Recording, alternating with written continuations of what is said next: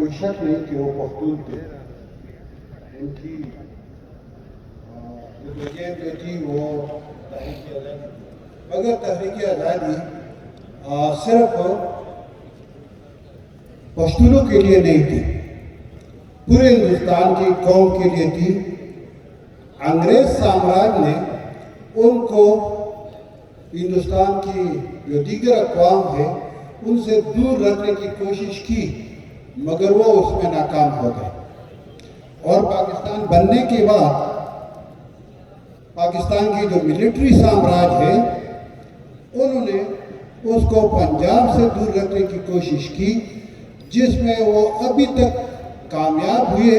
مگر میں آج عوامی نیشنل پارٹی کی قیادت بالخصوص احمد ولی خان کو مبارکباد پیش کرتا ہوں، اس کا شکریہ ادا کرتا ہوں کہ آج اس نے اس سازش کو بھی ناکام بنا دیا اور آج اعزاز سید صاحب جیسے صحابی آج ہمارے ہاں موجود ہیں.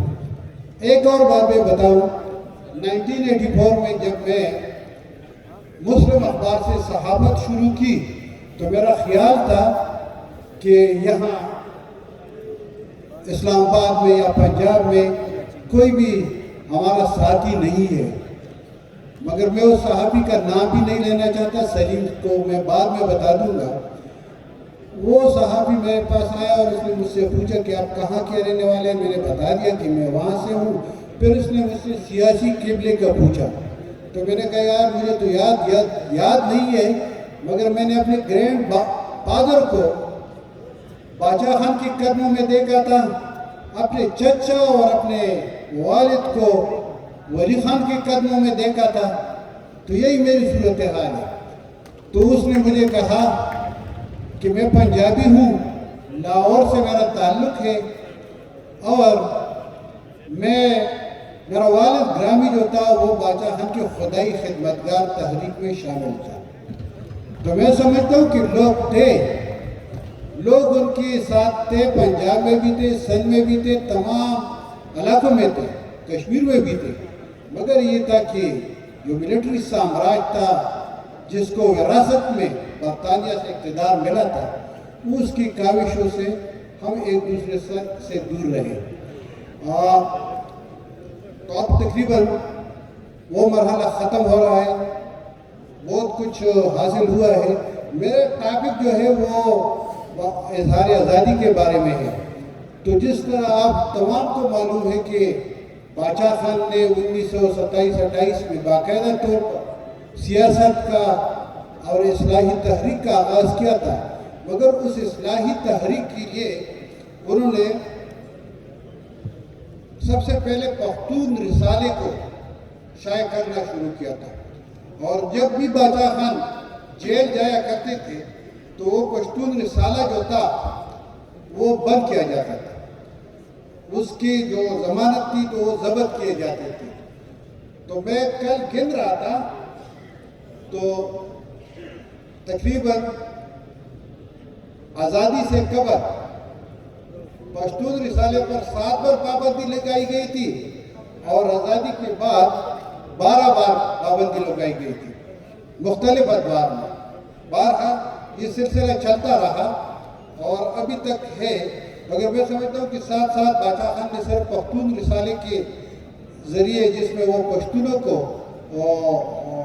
اصلاح یا سیاست میں آنے کی کوشش کرتا تھا، مگر یہ ہے کہ اس کے ساتھ ساتھ وہ زمیندار اخبار اس میں بھی آرٹیکل لکھا کرتے تھے. میں نے تو تقریب بہت لمبی لکھی ہے مگر کیونکہ وقت کم ہے اور بزرگ بہت زیادہ ہے تو اسی وجہ سے میں مختصر ہی کہہ دیتا ہوں کہ 1963 میں جب یہ پریزنٹ پبلیکیشن آرڈیننس پاکستان میں آ گیا تو اس کی سب سے زیادہ مخالفت جو کی تھی تو وہ خدائی خدمتگار تحریک اور ولی خان نے بھی کی تھی. انہوں نے ان کے خلاف جتنے بھی ہمارے جرنلسٹ تنظیمیں تھے یا جو ہیومن رائٹس کمیشن والے تھے یا سول سوسائٹی والے تھے تو ان کے ساتھ بھی انہوں نے ساتھ دیا تھا اور اس جو آرڈیننس تھا اس کی مخالفت کی تھی. اسی طرح میں ایک اور بات بتاؤں کہ جس طرح باچا خان کے خلاف اور ان کی جو پختون تھا، پختون رسالہ جو تھا، اس پر قطع نے دی. تو اسی طرح ہمارے خیبر پختونخوا میں بھی مختلف قسم کی جو اخبارات تھے یا جو ذرائع ابلاغ تھے، تو وہاں پر بھی پریس کو پنپنے نہیں دیا گیا تھا. ابھی تک یہی صورتحال ہے. بہت سے لوگ اسے اختلاف بھی کر سکتے ہیں اور ان کا حق بھی بنتا ہے، مگر میں سمجھتا ہوں کہ جب افغان وار شروع ہوا تو اسی وقت کے جو کولیشنل پارٹنر تھے، جس میں امریکہ، برطانیہ، سعودی عرب اور ہمارے انویزیبل سولجرز آف اسلام شامل تھے، تو انہوں نے بھی پشاور سے کچھ تو اخبار شروع کیا تھا. ابھی اگر ہم دیکھتے ہیں کہ پلانا ٹیلی ویژن ہے، کابل سے ہے، پشاور سے، اسلام آباد سے ہے، تو یہ کوئی یہ نہ سمجھے کہ انہوں نے اپنی انویسٹمنٹ کی ہے. یہ بھی وار آن ٹیرر کا حصہ ہے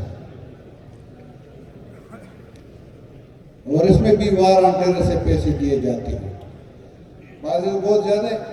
ساتھ ساتھ میں یہ بھی بتاؤں کہ صرف باچا خان نے اس پر بھی اکتفا نہیں کیا تھا کہ پختون اخبار کو چلایا جائے، یا بعد میں ولی خان صاحب نے خدا ان کو مغفرت فرمائے، انہوں نے 1970 میں شہباز کو خرید کر وہاں پشاور سے باقاعدہ اشاعت شروع کی تھی. انہوں نے منیر صاحب کی خدمت میں عرض ہے کہ انہوں نے اس وقت آزاد اسکولوں سے ڈرامے کا سلسلہ شروع کیا تھا. ولی خان صاحب اپنے کتاب میں خود لکھتے ہیں کہ ایک ڈرامے میں اس نے دہقان کے بیٹے کا کردار ادا کیا تھا. اس نے ڈرامہ باچا خان کے عبدالاکبر اسی کے ڈرامہ تھا اور ولی خان نے اس میں کردار ادا کیا تھا. تو یہ بھی تھا.